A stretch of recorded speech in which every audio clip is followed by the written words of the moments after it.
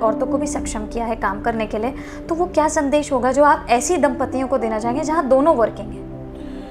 देखिए, ये जैसा कहा कि हर एक केस अलग हो सकता है। बिल्कुल। मान लीजिए कोई एक आईपीएस ऑफिसर है जी। और पूरे जिले का जो है समस्या जो है क्राइम देखना, उसको संभालना है कि भाई कहाँ क्या झगड़ा चल रहा है, क्या आतंक मच रहा है। हाँ। कितनी बड़ी जिम्मेदारी है, क्योंकि वो एक उस पद पर बैठा है। पर वहीं अगर कोई एक छोटा व्यापारी है, वो अपनी दुकान के अंदर बैठा है, तो उसे तो अपनी दुकान देखनी है। सही बात है। वहीं एक जज है जो ऐसे पद पर बैठा है जिसे सुबह 8 बजे से लेकर रात 8 बजे तक दुनिया के लोगों के लिए निर्णय लेने निर्भर करता है। बिल्कुल।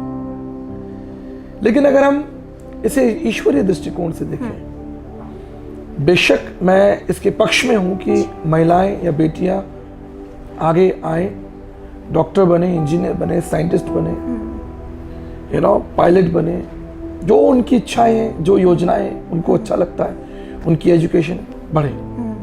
लेकिन मेरा एक सवाल है जी। हम इसे बार बार पति पत्नी के रिश्ते पर ले आते हैं। करेक्ट। आप एक डॉक्टर हो, बिल्कुल, आप अपने पिता को कैसे ट्रीट करोगे?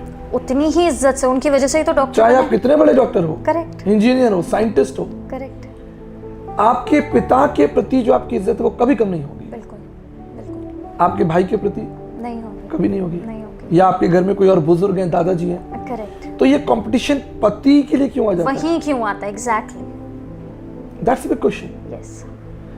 अगर कोई स्त्री, कोई महिला ऊंचे पद पर है, अच्छा पैसा कमा रही है, तो जो इज्जत वो अपने पिता को देती थी या देती है 1 लाख रुपया कमाने के बाद में भी, करेक्ट, क्या वही इज्जत वो अपने पति को नहीं दे सकती? बिल्कुल सही बात है। सिंपल सी बात है। बिल्कुल।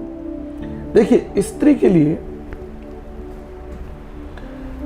पिता, पति और भाई, और अगर वो विवाहित है तो उसका पुत्र, बेटा। हम बेटे का एक्चुअली एग्जांपल देना भूल गए।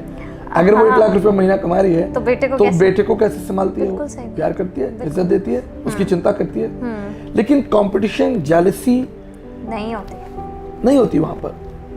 वो पति के साथ ही क्यों होती है? क्यों? क्योंकि वो अपना बेसिक नेचर भूल रही है, जो परमेश्वर के वचन में लिखा है। करेक्ट। कि तू अपने पति का आदर करना। यस। अगर आप बेसिक स्ट्रक्चर ही खराब कर दोगे, ये घर है, इसकी नींव हिला दो, तो आपकी ये सारी डेंटिंग पेंटिंग, ये एसी, लाइट, पंखे, बिजली सब नीचे गिरेगा। करेक्ट। तो ये परमेश्वर की आज्ञा। परमेश्वर कभी किसी को सलाह नहीं देता। ये परमेश्वर की आज्ञा है कि तू अपने पति का आदर करना। यस। मैं एक चीज ऐसा मानता हूं, ये मेरा व्यक्तिगत मानना है, एक पति मेहनत करेगा, वो अपनी पत्नी के लिए सब कुछ करेगा अच्छे, अगर वो उसको प्यार करता है। करेक्ट। कोई नशेड़ी है, वो एक एक्सेप्शनल एग्जाम्पल हो गया। करेक्ट जी।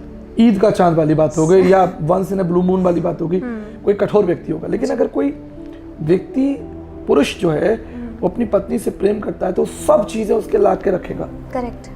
उसे अच्छे से अच्छा कपड़ा देगा, उसे घुमाएगा, ले जाएगा, उसकी चिंता करेगा। लेकिन इसके विपरीत ऐसा कई सर्वे में देखा गया है, अगर कोई स्त्री कमाने लग जाए तो वो सोचती है कि मैं तो अब कमाने लगी हूँ, मैं तो, मुझे तो फ्रीडम हो गई है ना। शायद धीरे धीरे वो लव डिसअपियर हो जाता है, वो रिस्पेक्ट, किसी केस में, मैं सबके लिए नहीं कह रहा। जी, बिल्कुल। क्योंकि हम केस स्टडी कर रहे हैं, केसेस फर्क है, हर कोई अलग अलग, हर कोई अलग है। तो ऐसा देखा गया है कि कोई स्त्रियां, महिलाएं अगर अच्छा पैसा कमा रही हैं तो वो सोचती हैं कि हमें हस्बैंड की जरूरत नहीं है, तो वो फिर परमेश्वर के बेसिक स्ट्रक्चर के साथ खिलवाड़ कर उन्हें आवश्यकता ही नहीं है। बिल्कुल। तो जैसे आप अपने पिता को इज्जत देते हो, आप भाई को इज्जत देते हो, अपने बड़े बुजुर्गों को इज्जत देते हो, ऐसे ही आप 1 लाख या 5 लाख रुपया कमाइए, बिल्कुल, अपने हस्बैंड को रिस्पेक्ट दीजिए। बिल्कुल। और मैं तो कहता हूँ ये तो बहुत अच्छी बात है। आप अगर 1 लाख 2 लाख रुपया महीना कमा रही हैं, अच्छा कमा रही हैं, तो जो जिम्मेदारियां घर की वो जल्दी पूरी होंगी। बिल्कुल। और आप एक अच्छे घर में रह पाएंगे, अच्छी सुविधाएं आपके पास में होंगी। बिल्कुल। तो आप पार्टनर बनिए, अच्छी बात है, लेकिन अपने बेसिक स्वभाव को मत भूलिए जो प्रभु की ओर से हमको दिया गया। करेक्ट। तो बेसिकली आप पार्टनर बनिए, कंपेटिटर्स मत बनिए। आप एक दूसरे को बनाइए, एक दूसरे के डेवलपमेंट कीजिए। एग्जैक्टली। एक दूसरे को कॉम्प्लीमेंट कीजिए, कंपटीशन मत कीजिए। कंपटीशन मत करिए, क्योंकि वो आपके राइवल नहीं है, वो परमेश्वर के द्वारा दिए गई एक ब्लेसिंग है। पति के लिए पत्नी, माता के लिए आप कह सकते हैं बच्चे, क्योंकि हमें खाली परिवार को एक ही रिश्ते में सीमित नहीं रखना, उसकी एक ब्रॉडर डेफिनेशन है जैसे आचार्य जी ने हमें बताया। और हम कंपेटिटर्स नहीं हैं, हम एक दूसरे को कॉम्प्लीमेंट देने के लिए परमेश्वर ने एक बेसिक स्ट्रक्चर बनाया, तो उसके नियति के अनुसार हम चले। डेबोरा, मैंने बहुत से सेमिनार देखे पति पत्नी को, मैरिज सेमिनार। अच्छा जी। मैंने बहुत से पढ़े हैं, कराए भी हैं। अच्छा। और किताबें भी मेरे पास में भी हैं। आपने कभी कोई सेमिनार देखा है कि how to love your parents? अभी कोई तक बुक देखी है आपने? नहीं how to take care of your siblings? नहीं। तो बार बार परिवार की एक गलत भूमिका प्रस्तुत की जा रही है। परिवार केवल पति पत्नी और बच्चे नहीं है। करेक्ट। वहां से आरंभ होता है, करेक्ट।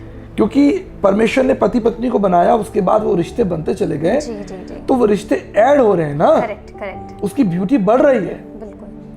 लेकिन अभी क्या हो रहा है, परिवार का मतलब सिर्फ सोचते हैं लोग, मैं, मेरी पत्नी, 2 बच्चे, हम सब कुछ छोड़कर अपने बुजुर्ग माता पिता को त्याग दें, अपने भाइयों को त्याग दें, अपने भाई के परिवार को त्याग दें, वहाँ जिम्मेदारी को देखे ही नहीं, और अपने बच्चों को लेकर अमेरिका लंदन शिफ्ट हो जाएं और हम आराम से ठंडे ठंडे एसी चलाकर बढ़िया पिज्जा खाएं और अपने बच्चों के साथ टीवी देखें, एंजॉय करें। ये कितनी That's not a family. बिल्कुल। That's not a family. आप जानते हैं, जब जरूरत होगी तो आप अपने माता पिता को ढूंढेंगे। बिल्कुल। जब आप बीमार होंगे तो आपका भाई दौड़ कर आएगा, बिल्कुल सही। जो आपको हॉस्पिटल ले जाएगा, जी। लाइन में खड़े होकर आपके लिए पर्चा बनाएगा। सही बात है। तो परिवार की, मैं ऐसा सोचता हूँ, तमाम दर्शकों को मैं ये इस संदेश के द्वारा, जैसा मैंने कहा, ये मेरी व्यक्तिगत सोच है। अगर ये आपके ऊपर लागू नहीं होती तो कोई बात नहीं, कोई बात नहीं, आप इसको छोड़ सकते हैं। हर किसी की डेफिनेशन। मेरी डेफिनेशन ये है कि ये माता पिता से शुरू होता है। बाइबल में लिखा है तो अपने माता पिता का आदर करना। यस। और अगर आपकी पत्नी है, आप उसके माता पिता का भी आदर कीजिए, मतलब आप अपने इन-लॉज का आदर कीजिए। बिल्कुल बिल्कुल। ठीक इसी तरह अगर आप विवाह होकर घर में आई हैं जी। तो ये आपकी पूरी जिम्मेदारी है कि जो इज्जत मान सम्मान आप अपने माता पिता को देते थे, वही इज्जत मान सम्मान आप अपने सास ससुर को दें। Very true. तब परिवार बनेगा। Very true. अगर आप सोचते हैं कि सिर्फ आप अपने पति को देखते रहें, उसकी सैलरी उसे लेके घूमते रहें, खाते पीते रहें, मस्ती करते रहें, और आपके सास ससुर और आपके पति के भाई बहन वो मरे, वो जंगल में जाएं, उनका भला ना हो, वो बहुत गलत है। ये ईश्वरीय परिभाषा नहीं हो सकती। करेक्ट। प्रभु ने क्या कहा? देखिए, उत्पत्ति की पुस्तक में पति पत्नी थे, लेकिन निर्गमन उसके 20 अध्याय में प्रभु ने क्या कहा? अपने माता पिता का आदर करना। यहां तक कि यीशु मसीह जब क्रूस पर थे, when he was dying, जब उनके अंत का समय आया है, उन्होंने अपनी माँ के लिए पतरस से कहा कि ये तेरी माँ है। आप समझ रहे हैं? जिम्मेदारी उठाई। तो ये परिवार की ब्रॉडर डेफिनेशन है। Correct. तो ये फैमिली सेमिनार पति पत्नी का ही नहीं होना चाहिए, बल्कि दुनिया को, जवान बच्चों को, मैरिड कपल को ये भी जानना चाहिए how to take care of your in laws. अपने इन लॉज को आप आदर दीजिए, उनकी सेवा कीजिए, तब एक अच्छा मजबूत परिवार आपका बनेगा। आपने ये जो बात बताई, उसी से मुझे एक और चीज़ याद आती है। आप ट्रैवल करते हैं, आप जाने